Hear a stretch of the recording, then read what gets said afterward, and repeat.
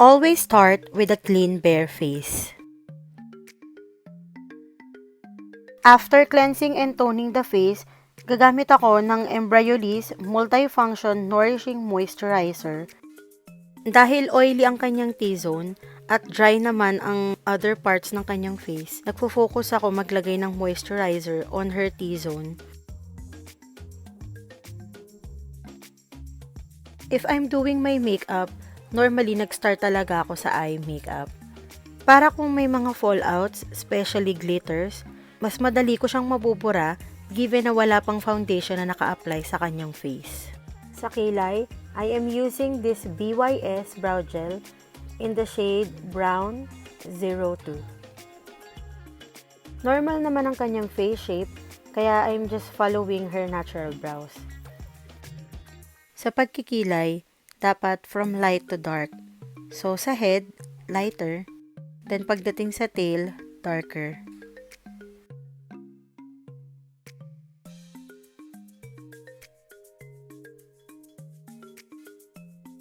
Let's proceed sa favorite part ng aking pagme-makeup. So this is defining your eyebrows. In defining the brows, I'll be using this Tarte Shape Tape in the shade Light Medium. Maganda rin na dinedefine yung kilay para kung meron kang mga corrections na gustong gawin is magagawa mo din siya while defining the eyebrows.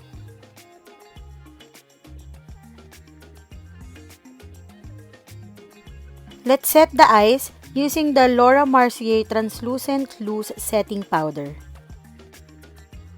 We are doing this to avoid creasing on the eye makeup.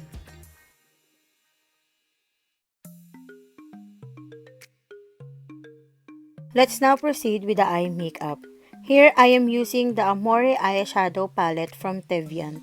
For the transition shade, I'll be using this light brown shade which is Dulce. I've noticed na medyo powdery ang texture ng Teviant eyeshadow. Even if powdery yung texture niya, maganda pa rin naman ang color payoff nito. Here, I am just applying the eyeshadow on a circular motion.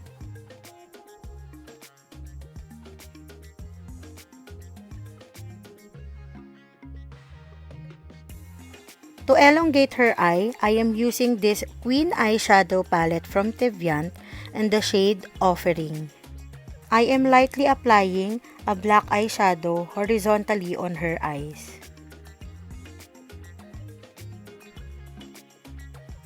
To create a fake crease, I will be going back to Amore eyeshadow palette from Teviant and the shade Soul. As you can see here, magke-create lang ako ng curve, mimicking her natural crease.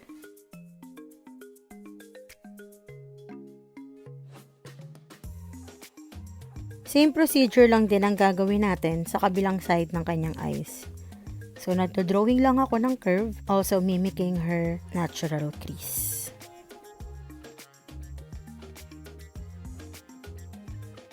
To soften the look, babalik lang tayo dun sa ating transition shade from the same palette which is yung Dulce. Then blend the eyeshadow on a circular motion.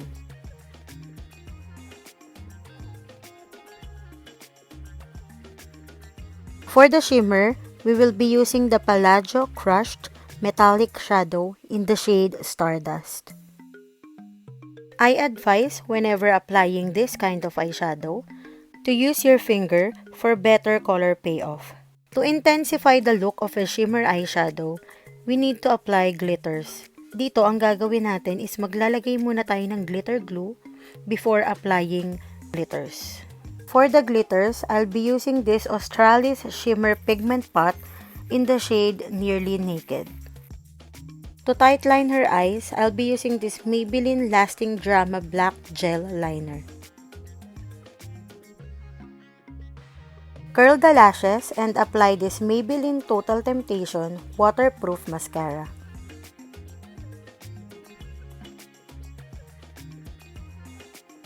After applying the mascara, let's put some false eyelashes. Here I'm using Queen Lashes from Bobbie Cosmetics.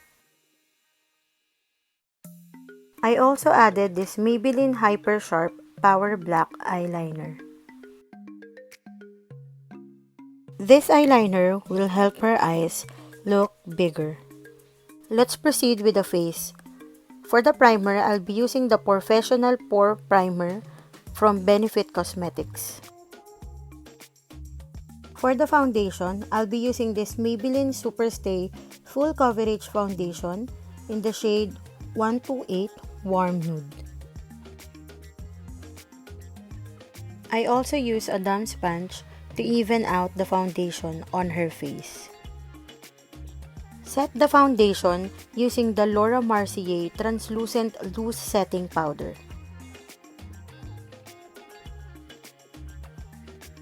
To contour her cheeks, her forehead, and her jawline, I'll be using this Hoola Bronzer by the Benefit Cosmetics.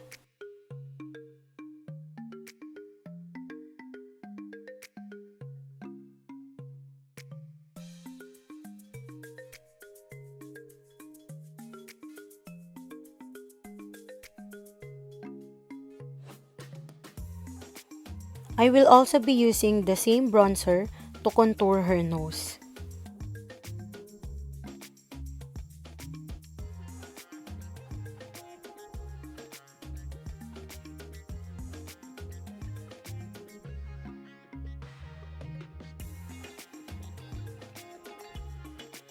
To smoke out the under eye, let's go back to Queen Eyeshadow Palette and the shade Offering.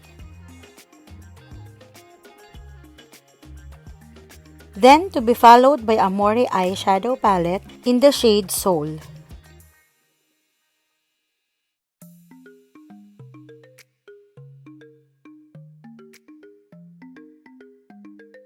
For the blush, I'll be using this Australis Show Some Cheek blush in the shade Fame. For the highlighter, I'll be using my favorite Pixie Dolce Candy in the shade Brilliante. Here, I am highlighting the tip of the nose, the bridge of the nose, her cupid's bow, and her brow bone.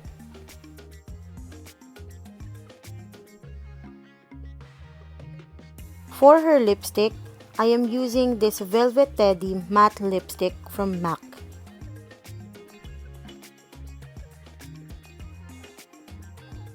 To highlight her cheekbone, I will also be using the Pixie Dolce Candy in the shade Brilliante.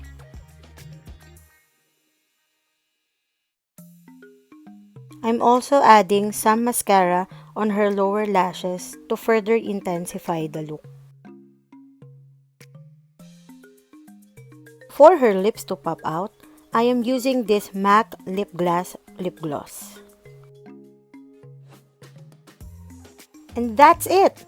Here is the final look.